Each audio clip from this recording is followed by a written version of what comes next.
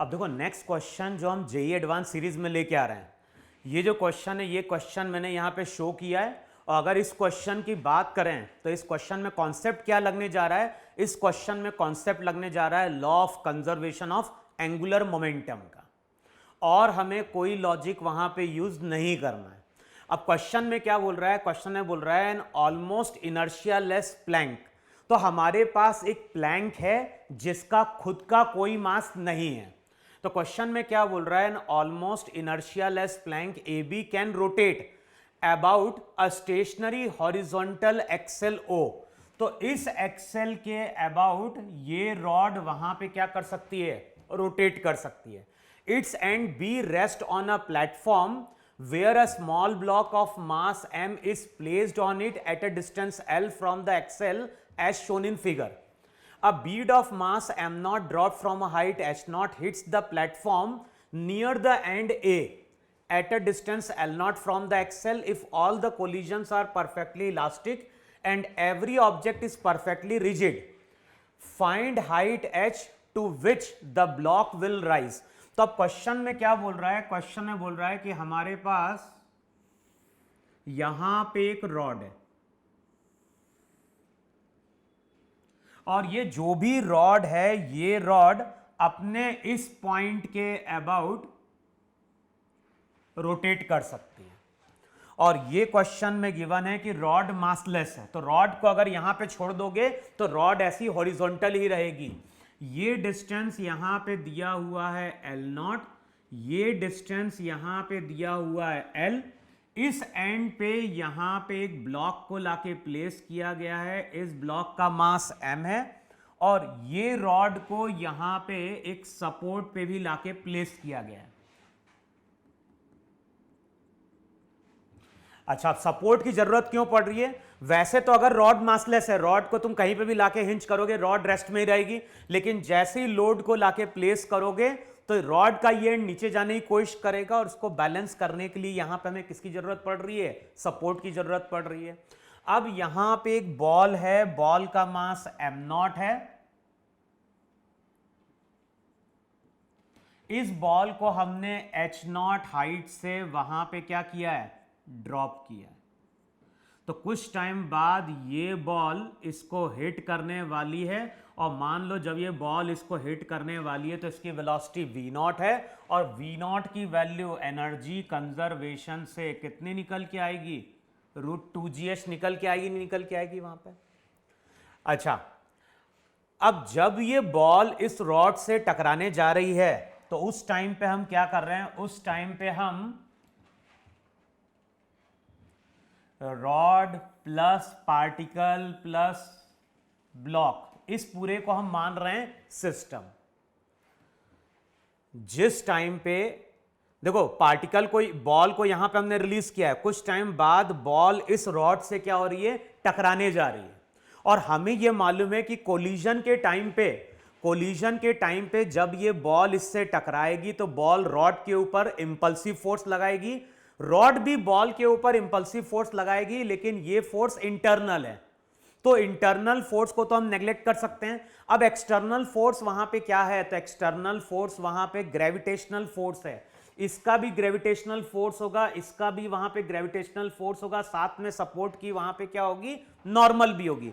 लेकिन जैसे ये रॉड इसको हिट करेगी तो ये एंड ऊपर जाने की कोशिश करेगा, और ये एंड अगर ऊपर जाने की कोशिश कर रहा है तो यहां पे जो नॉर्मल रहेगी वो कैसी है? वो नॉन इंपल्सिव है। इंपल्सिव फोर्स तभी हम बोलते हैं जब नॉर्मल बढ़ती है।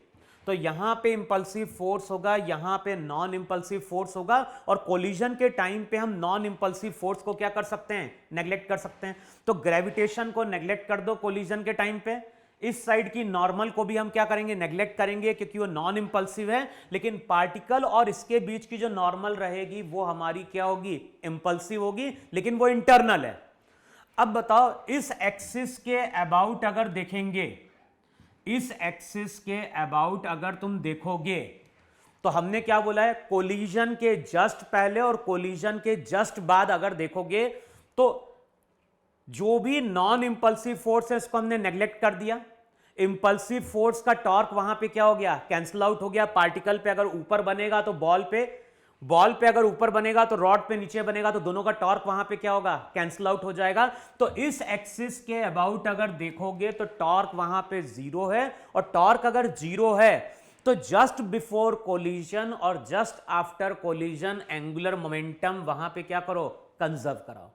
अब जैसे ही कोलिजन कंप्लीट होगा, रॉड को यहां पे एंगुलर वेलोसिटी मिलेगी ओमेगा। अच्छा, अब रॉड को अगर यहां पे एंगुलर वेलोसिटी मिलेगी तो ये बॉल रिबाउंड करेगी, ये बॉल रिबाउंड करेगी, तो बॉल को वेलोसिटी मिल गई वहां पे v। अब रॉड के इस एंड की वेलोसिटी क्या होगी, रॉड के इस एंड की वेलोसिटी होगी एल नॉट इंटू क्या हो गया, ओमेगा। देखो है कि नहीं वहां पे, जैसे ये रॉड यहां पे टकराएगी तो यहां पे वेलोसिटी होगी एल नॉट इंटू ओमेगा, और इस बॉल को या इस ब्लॉक को अब यहां पे वेलोसिटी मिलेगी v1। और बताओ v1 की वैल्यू, क्योंकि ये ब्लॉक रॉड के कांटेक्ट में है, तो जो वेलोसिटी उस टाइम पे रॉड की आएगी वही वेलोसिटी उस पॉइंट उस एंड पे ब्लॉक की भी आएगी, और ये जो v1 वेलोसिटी होगी वो एल ओमेगा होगी कि नहीं होगी वहां पे। तो हमें किसी तरह से क्या कैलकुलेट करना है, हमें किस तरह से v1 कैलकुलेट करना है। और ध्यान है v1 जो रहेगा, v1 पे सडनली फोर्स आएगा रॉड का।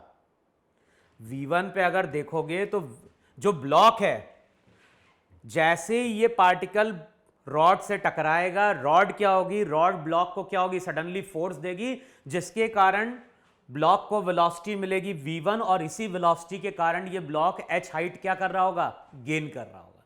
तो चेक करो ये चीज मैंने सही लिखी है कि नहीं लिखी है वहां पे।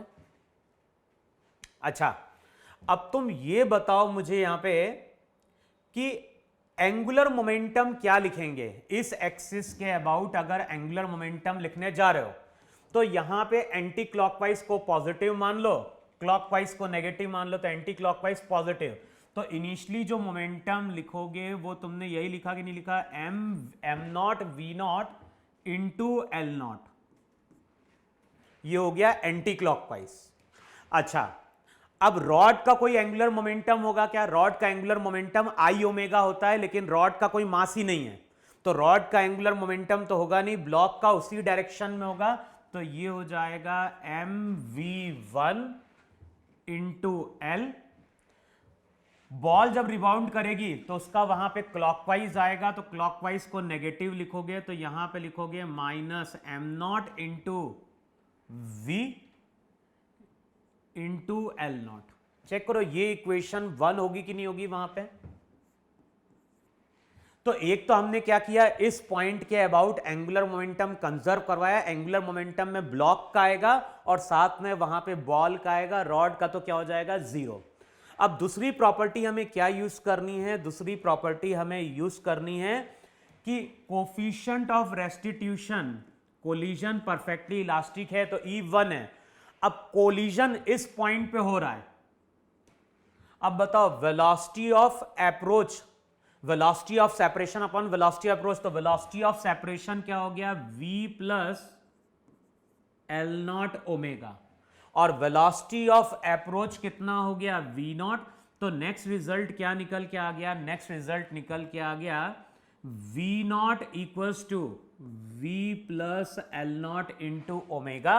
और हमें कैलकुलेट क्या करना है, हमें इन तीन इक्वेशन से, एक इक्वेशन ये, दूसरी इक्वेशन ये, और तीसरी ये इक्वेशन है, इन तीनों इक्वेशन से हमें अब क्या कैलकुलेट करना है, हमें कैलकुलेट करना है v1 की वैल्यू।